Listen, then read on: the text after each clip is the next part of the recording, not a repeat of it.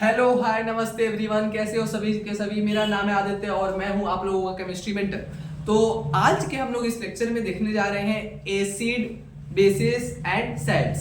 Acid क्या होता है, बेस क्या होता है और सैल्ट्स क्या होता है। ठीक है, तो सबसे पहले हम लोग देखना स्टार्ट करेंगे एसिड से। ठीक है, सबसे पहले हमें ना एक चीज समझना है कि एसिड जो सब्सटेंस रहता है that is sour in taste। ठीक है, मतलब कि जो एसिड रहता है हमारा वह खट्टा होता है। कैसा होता है उसका टेस्ट? खट्टा होता है। जो बेस होता है हमारा,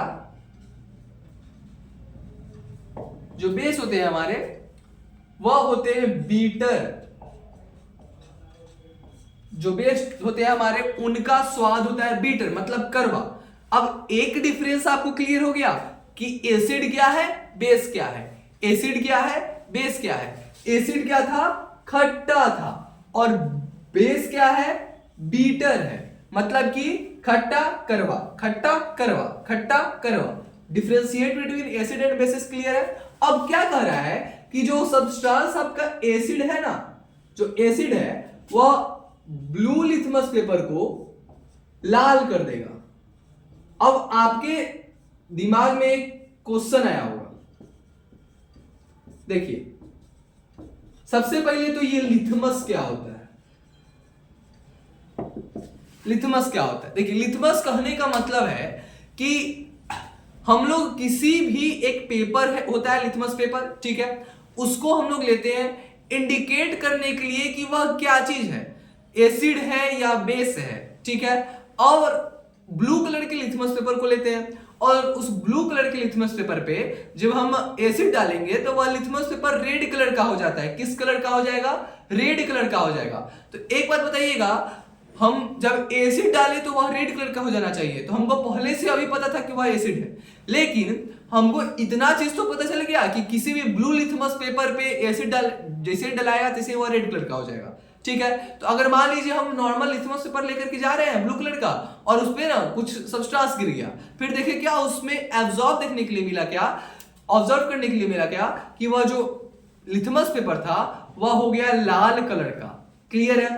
तो litmus paper, blue litmus paper को लाल कर दे वह एसिड है, रेड लिथमस पेपर को ब्लू कर दे वह बेस है। मेरे ख्याल से क्लियर हो गया होगा आपको इतना। ठीक है, अब आइए आगे वाले टॉपिक पे चलते हैं। फिर कहता है क्या कि कुछ स्ट्रॉन्ग एसिड और कुछ वीक एसिड होते हैं। स्ट्रॉन्ग एसिड कहने का मतलब है कि ऐसा एसिड जिससे हमें नुकसान पहुंच सकता है, और वीक एसिड कहने का मतलब है कि ऐसा एसिड जिससे हमें नुकसान नहीं पहुंच सकता है। जैसे नींबू में भी एसिड होता है। ठीक है, तो नींबू को आप लोग खाए होंगे तो आपका जीभ थोड़ी जल जाता है, लेकिन अगर नाइट्रिक एसिड हो गया, फिर सल्फ्यूरिक एसिड हो गया, हाइड्रोक्लोरिक एसिड हो गया, उन सभी को आप पियोगे तो आपका मुंह चलेगा कि नहीं चलेगा? आया बात समझ में? तो हाइड्रोक्लोरिक एसिड, सल्फ्यूरिक एसिड, ये सब जो है सो एग्जांपल है स्ट्रॉन्ग एसिड का। कौन से एसिड का? स्ट्रॉन्ग एसिड का। तो मेरे ख्याल से स्ट्रॉन्ग एसिड आपको क्लियर हो गया होगा। स्ट्रॉन्ग एसिड, स्ट्रॉन्ग एसिड क्या कहता है? H2SO4 HCl एग्जाम्पल हो गया स्ट्रॉन्ग एसिड का। अब हम लोग बात करते हैं वीक एसिड का, कि वीक एसिड क्या होता है। मतलब ऐसा एसिड जिससे हमें नुकसान नहीं पहुंचे। तो बच्चा वीक एसिड का जब बात करते हैं तो उसमें आएगा लैक्टिक एसिड,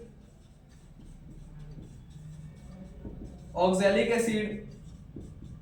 इन सभी के बारे में हम इस चैप्टर में डिटेल में जाएंगे, और इस चैप्टर में हमें और देखना है क्या कि एसिड तो समझ में आएगा, बेस भी समझ में आएगा, लेकिन सैल्ट्स कैसे बनता है, सैल्ट्स कैसे बनता है उस चीज को भी देखेंगे।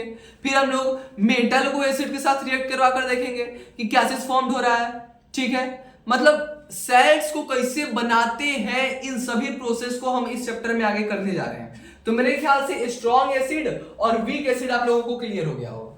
ठीक है, आया बात समझ में? अब देखिए बेस में भी तो स्ट्रॉन्ग बेस और वीक बेस होना चाहिए कि नहीं होना चाहिए? ठीक है, तो अब बेस का बात करते हैं कि बेस में स्ट्रॉन्ग क्या होगा और वीक क्या होगा। ठीक है, देखिए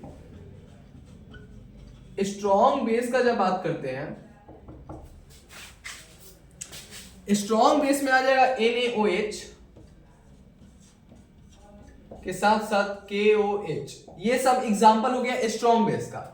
और वीक बेस का बात करते हैं